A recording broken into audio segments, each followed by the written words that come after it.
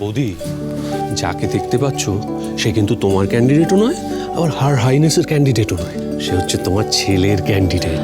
হে সখা মম হৃদয়ে রব। উফ, যত বাজে কথা। শোন, তুই কিন্তু চিনিস শ্বশুর, এটা ভুলে যাস না।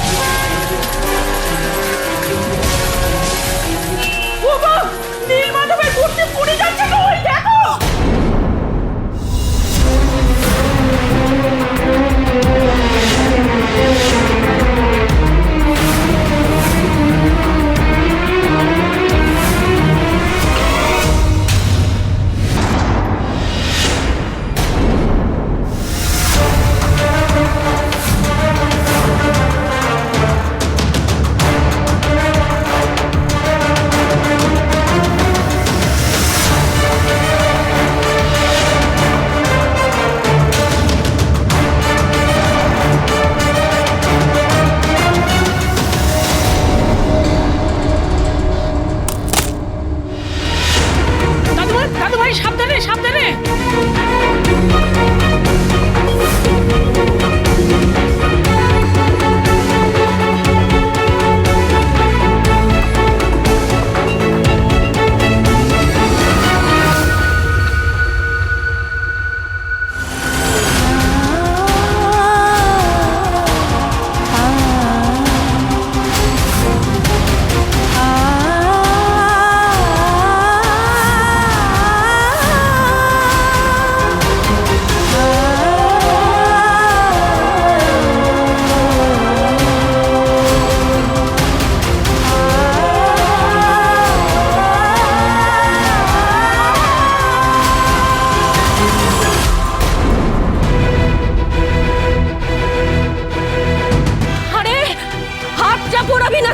কি করছিস টাকে?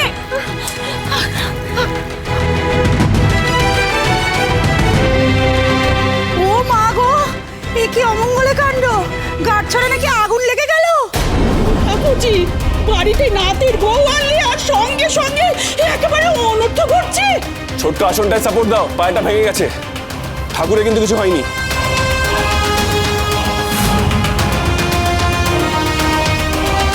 তুই ভালো করে ধর, আমি সাপোর্ট দেওয়ার জন্য কিছু একটা খুঁজি। হ্যাঁ পেয়েছি, তুই ধর ভালো করে। হ্যাঁ ফাস্ট।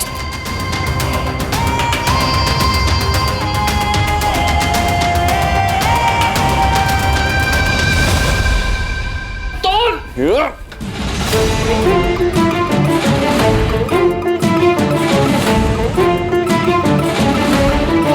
রাখ রাখ রাখ রাখ।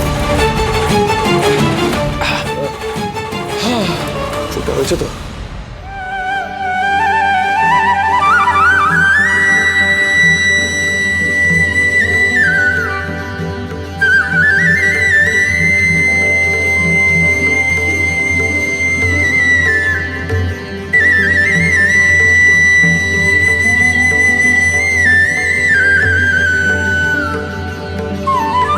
দেখি, তুই কি করেছিস?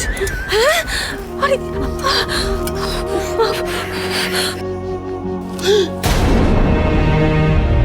ভাইপো, ভাইপো তুই চিনিকে দেখ। হোয়াট? আরে দ্রোণ, তুই এদিকে দেখ, চিনির হাতটা কিন্তু ভালো রকম পুড়েছে রে।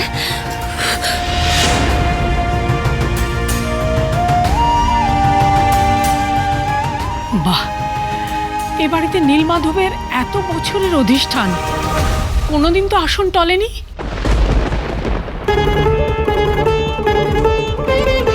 আজ বাড়িতে কার পা পড়লো যে সঙ্গে সঙ্গে নীলমাধব আসন ছেড়ে চলে যাবার ইঙ্গিত দিচ্ছেন?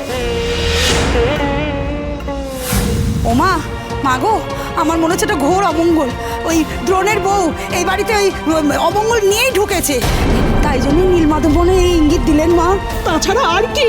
সাবধান হও সবাই, নীলমাধব অমঙ্গলের ইঙ্গিত দিচ্ছেন, তার জন্য যা করণীয় সেটা ভেবেচিন্তে করো, না হলে সমূহ বিপদ। আচ্ছা, বুঝেছি। তাহলে এই হলো ব্যাপার। এরা আমার সঙ্গে এখন এই খেলা খেলবে। দেখি, চিনি হাতটা দাও ফাস্ট। দেখা না দ্রোণকে। আস্তে। এ কি, তুমি আগুনে হাতটা দিয়ে হাতটা পুড়িয়ে ফেললে? এটা এটা বাঁচানোর জন্য ছোট মালিক। ওটা বাঁচানোর জন্য তুমি তোমার হাতটা পুড়িয়ে ফেলবে? হ্যাঁ ছোট মালিক, কেবল আমার হাত কেন, দরকার পড়লে আমি নিজেও আগুনে ঝাঁপ দিয়ে দেবো এটা বাঁচানোর জন্য। Shut up, shut up.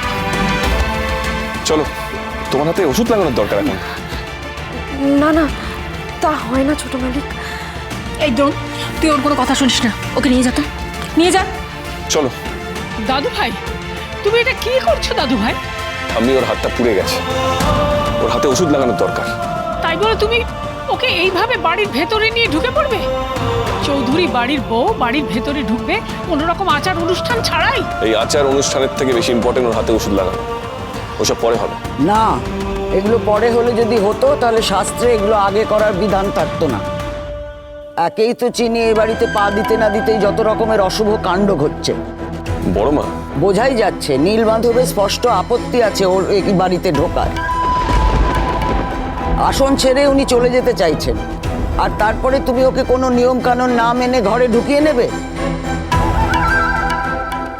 আমি সবাইকে বলছি ঘোর অমঙ্গল, ওই মেয়ে ওই ঘোর অমঙ্গল এই বাড়িতে ডেকে এনেছে। না, আমি কোনো অমঙ্গল ডেকে আনিনি। এই বাড়িতে আমার বউ হয়ে আসা যদি অমঙ্গলের হতো, নীলমাধবের যদি এতে অসম্মতি থাকতো, তবে তিনি কাল বিয়ের সময় আপত্তি জানাতেন। কিন্তু আমাদের বিয়ে তো নীলমাধবকে সাক্ষী রেখে হয়েছে, তার সামনে হয়েছে। তখন তো তিনি কোনো আপত্তি জানাননি, বিঘ্ন ঘটাননি। তাহলে ও তো একেবারে ঠিক কথা বলেছে। কাল অবধি ঠাকুর কোনো ইঙ্গিত করলেন না, আর আজ হঠাৎ বউ বরণের সময় একেবারে। আহ, ঈশ্বরের কাজের সময় কি আমরা ঠিক করে দেবো ঠাকুরজি? উনি কখন কি ইঙ্গিত করবেন সেটা কি আমাদের ইচ্ছে হবে? তা হয়তো হবে না ছোট বৌদি, কিন্তু মানুষের কাজের তো হদিশ করা যেতে পারে। মূর্তি তো আর এমনি এমনি পড়ে যায়নি, তাহলে পড়লোটা কি করে? সেটা মানুষের কাজ বলে তোমার মনে হচ্ছে তো? ঠাম্মি, মূর্তি পড়ে গেছে আসনের জন্য। ওই কাঠের পিড়িতে আর কিছু নেই, পচে গেছে, ওটাকে চেঞ্জ করতে হবে। তাই শুধু শুধু চিনির আশাটাকে ওটার সঙ্গে যোগ করো না। যোগ তো আমরা করছি না দ্রোণ, সেটা তো হয়েই আছে। আচ্ছা বাবা, মানছি ঠাকুরের নিচে যে পিঁড়িটা সেটা অনেক পুরনো, তাই বলে চিনির বাড়িতে ঢোকার সাথে সাথে ওই পিঁড়ি ধসে যাবে?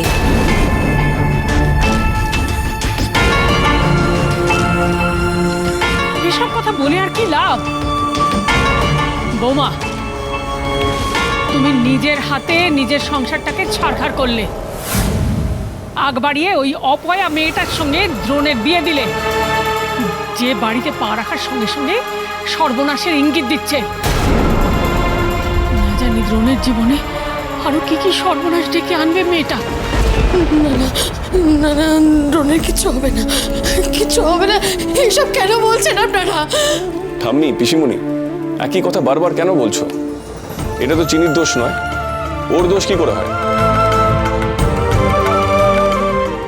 দাদু ভাই, তুমি যতই নতুন বউয়ের দোষ ঢাকো, এর দোষ কিন্তু ঢাকার মতো নয়। আমি তো কারো দোষ ঢাকার চেষ্টা করছি না। আমি বলছি নীলমাধবের যারা নিত্য পূজা করে তাদের দোষ। চিনি তো সেই কাজ করে না। যারা সেবা করে তারা কেমন সেবা করে? নীলমাধবের আসনটুকু পর্যন্ত দেখে না। আমি নীলমাধবের নিত্য পুজো না করলেও দুবেলা প্রণাম তো করি। আমার ঠিক মনে আছে কাল অব্দি তো পিড়ি একদম ভালো ছিল, আমি নিজে দেখেছি। চিনি, কাল অবধি যদি পিড়ি ভালো থাকে তাহলে আজকে পচে গেল কি করে? এটা হয় নাকি? হয়, যদি আমার আসার জন্য কাল রাতে পিড়ি পতন হয়ে থাকে।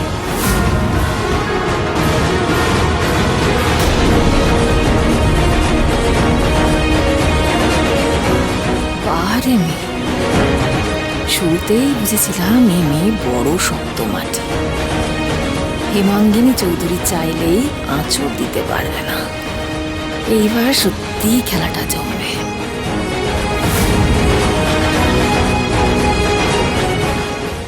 এবার ওই দুধে আলতায় পা দিয়ে ওই সাদা কাপড়ের উপর দিয়ে হেঁটে সোজা ঘরে ঢুকবে। কি অলুক্ষণে কাণ্ড, ওই দেখো। মৌলি দিদি, একটু ঠাকুরের পাশ থেকে আলপনা দেওয়ার যে লাল রংটা, সেটা তুমি একটু নিয়ে এসো না। ওই রং আমি মাটিতে ফেলে তাতে পা দিয়ে হাঁটবো।